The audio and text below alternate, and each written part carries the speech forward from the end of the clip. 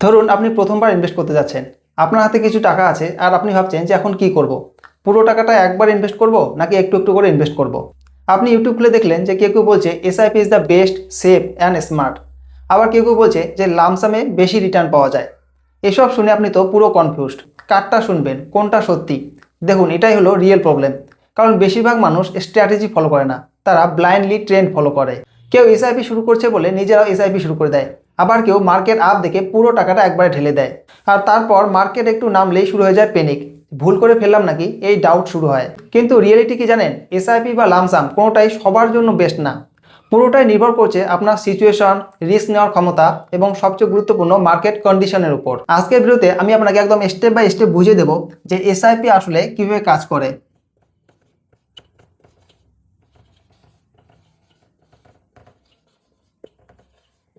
SIP কিভাবে কাজ করে, লামসাম কোথায় পাওয়ারফুল।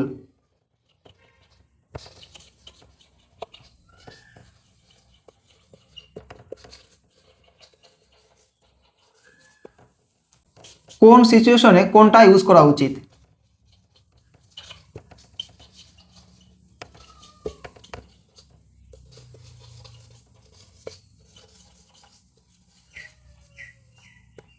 এবং সবশেষে আপনার জন্য কোনটা better.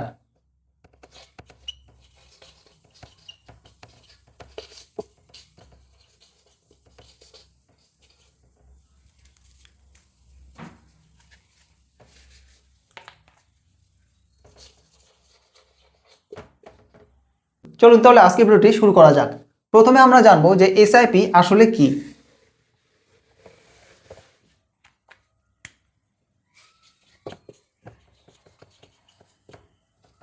What is SIP? SIP কথার অর্থ হলো সিস্টেমেটিক ইনভেস্টমেন্ট প্ল্যান।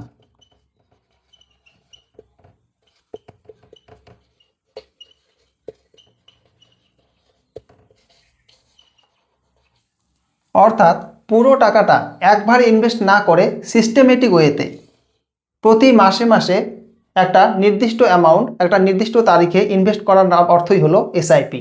ধরুন আপনি ঠিক করলেন যে আমি প্রতি মাসে 5,000 টাকা ইনভেস্ট করব। তাহলে কি হবে, মার্কেট আপ হোক বা ডাউন আপনি নিয়মিত ইনভেস্ট করেই যাবেন। এটা অনেকটা এমন যেন আপনি প্রতি মাসে একটা ফিক্সড ইএমআই দিচ্ছেন, কিন্তু এখানে ইএমআই না, আপনি আপনার ফিউচারে ইনভেস্ট করছেন। এবার আসি লামসামে। What is lump sum?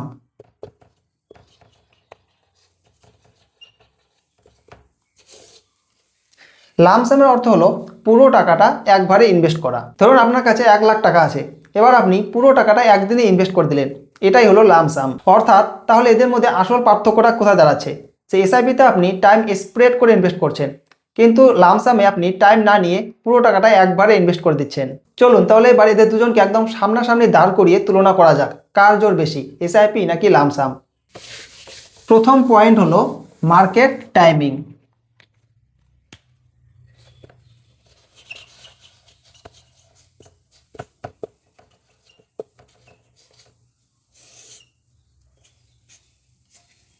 এসআইপির ক্ষেত্রে মার্কেট টাইমিংয়ের কোনো দরকারই নেই।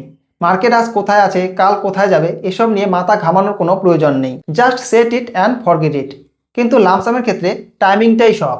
সঠিক সময় বাঁচতে না পারলে বা মার্কেট ক্র্যাশের সময় টাকা ঢাললে আপনার কপালে কিন্তু দুঃখ আছে।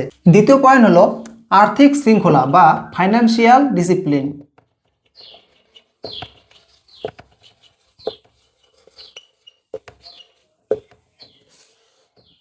এসআইপি হলো রোজ সকালে উঠে জিমে যাওয়ার মতো। এটা আপনার মধ্যে সঞ্চয়ের একটা অভ্যাস বা ফাইন্যান্সিয়াল ডিসিপ্লিন তৈরি করে দেয়। আপনার স্যালারি অ্যাকাউন্টে টাকা ঢোকার পরেই আপনার হাত খরচের আগেই ইনভেস্টমেন্টের টাকাটা সেভ হয়ে যায়। অন্যদিকে লামসাম হলো হঠাৎ করে বিয়ে বাড়িতে গিয়ে পেট পুড়ে বিরিয়ানি খাওয়ার মতো। এটা সিচুয়েশনাল, রোজ রোজ হয় না। তৃতীয় পয়েন্ট হলো ক্যাশ ফ্লো।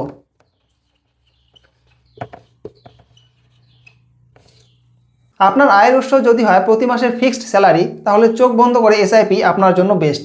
আর লামসাম কাদের জন্য, যাদের হাতে হঠাৎ করে এক গাদা টাকা চলে এসেছে, যেমন ধরুন কোম্পানির ইয়ারলি বোনাস, প্রপার্টি বিক্রির টাকা বা কোনো ইন্স্যুরেন্স ম্যাচুরিটির টাকা ইত্যাদি। চতুর্থ এবং সবচেয়ে ইম্পর্ট্যান্ট পয়েন্ট হলো বুল মার্কেট ভার্সেস বিয়ার মার্কেট।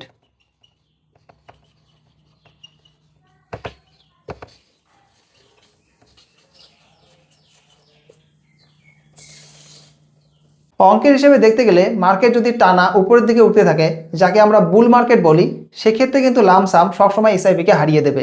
কারণ লামসামে আপনার পুরো টাকাটাই প্রথম দিন থেকেই একসাথে রিটার্ন জেনারেট করছে। এতক্ষণে আলোচনা থেকে আশা করি পুরো কনসেপ্টটা ক্লিয়ার হয়ে গেছে। চলুন তাহলে এবার আমরা সবচেয়ে গুরুত্বপূর্ণ বিষয়টি নিয়ে আলোচনা করি, সেটি হলো রিস্ক ভার্সেস রিটার্ন অ্যানালিসিস। প্রথমে আমরা কথা বলবো লামসামের রিস্ক নিয়ে।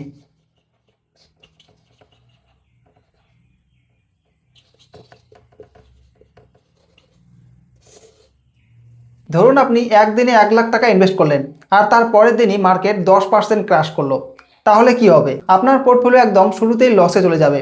এটাকেই বলে টাইমিং রিস্ক। তার মানে আপনি রং টাইমে এন্টার করেছেন। এখানে একটা সাইকোলজিক্যাল প্রবলেমও আছে।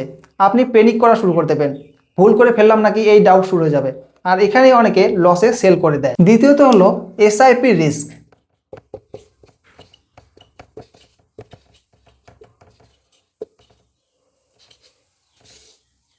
এসআইপির ক্ষেত্রে রিস্ক কমপ্লিটলি এলিমিনেট হয় না, কিন্তু স্মার্টলি ম্যানেজ হয়। কারণ আপনি একবারে পুরো টাকাটা ইনভেস্ট করছেন না, আপনি টাইমের মধ্যে স্প্রেড করে ইনভেস্ট করছেন। মার্কেট আপ ডাউন হলেও আপনার অ্যাভারেজ প্রাইস স্মুথ হয়ে যায়, আর এটাকেই বলে কস্ট অ্যাভারেজিং পাওয়ার। অর্থাৎ লামসামে রিটার্ন পোটেনশিয়াল বেশি কিন্তু রিস্কও বেশি, আর এসআইপিতে রিস্ক কম্পারেটিভলি কম, যার জন্য এখানে রিটার্নও কিন্তু মডারেট। চলুন এবারে তাহলে আসি আসল প্রশ্নে, কোনটি কার জন্য বেটার। প্রথমত আপনি এসআইপি বাঁচবেন যদি আপনার প্রতি মাসে একটা ফিক্সড স্যালারি আসে আর আপনি শেয়ার মার্কেটে বেশি সময় দিতে না পারেন। আপনি হয়তো অফিসে বসে কাজ করছেন, তার মাঝখানে তো আর বারবার ট্রেডিং অ্যাপ খুলে দেখা সম্ভব না, তাই না? আর সবচেয়ে বড় কথা, পোর্টফোলিওতে লাল রং দেখলে যদি আপনার বুক ধরপড় করে, তাহলে কোনো দিকে না তাকিয়ে চোখ বন্ধ করে এসআইপি চালিয়ে যান। এটা আপনার লং টার্মে ওয়েলথও বানাবে আর রাতে নিশ্চিন্তে ঘুমও এনে দেবে। দ্বিতীয়ত আপনি লামসাম বাঁচবেন যদি আপনার হাতে হঠাৎ করে কোনো বড় ফান্ড চলে আসে। কিন্তু এখানে একটা বিরাট বড় কিন্তু আছে।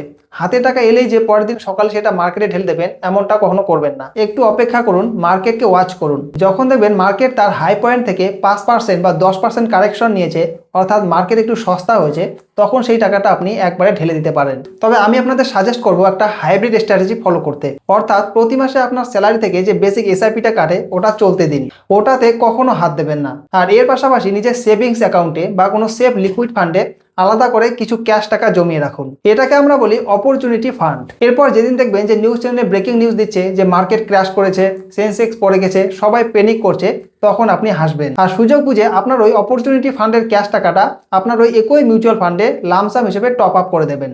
আপনার রেগুলার এসআইপি ডিসিপ্লিন আর মার্কেট ক্র্যাশে আপনার এই লামসাম টপ আপ, এই দুটোর কম্বিনেশন যখন একসাথে কাজ করবে, তখন ইনভেস্টমেন্টের দুনিয়ায় আপনাকে আর কেউ হারাতে পারবে না। তো বন্ধুরা, আশা করি আজকের এই মাস্টার ক্লাস থেকে আপনাদের কাছে একদম জলের মতো পরিষ্কার হয়ে গিয়েছে যে এসআইপি আর লামসের মধ্যে আসল তফাৎটা কোথায় আর আপনার জন্য কোন রাস্তাটা বেস্ট।